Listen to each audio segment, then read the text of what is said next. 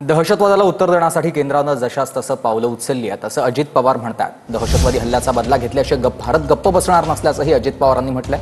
तर आता आमच्या वाटेला कोणी गेलं तर त्यांचा आम्ही तुकडाच पाडतो असंही अजित पवार म्हणतात।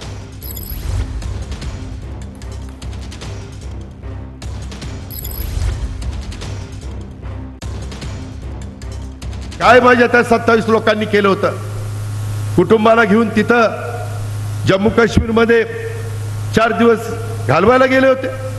लग्न झाल्यानंतर हनीमून करायला काही जोडपी तिथे गेली होती आणि हा नालायक लोकांनी, या अतिरेक्यांनी तिथं गोळ्या घालायचं काम केलंय। त्यांना जशास तसा जबाब दिल्याशिवाय त्याच्यामध्ये आता गप्प बसायचं नाही। या पद्धतीनं केंद्र सरकार पण कामाला लागलेले आहे, काही पावलं देखील उचललेली आहे। मधी जम्मू काश्मीरला जे घडलं त्याचा बदला ज्या अतिरेक्यांनी ती केलेलं आहे, त्याचा मास्टर माइंड जो असेल त्याचा बदला घेतल्याशिवाय हा भारत देश गप्प बसणार नाही। अशा पद्धतीचा संकल्प आपल्या सगळ्यांचा आहे। आम्ही कुणाच्या वाटेला जात नाही। जर कुणी आमची वाटेला गेलं तर त्याची आम्ही खैर करत नाही, त्याचा आम्ही तुकडाच पाडतो, त्याचा आम्ही बंदोबस्तच करतो।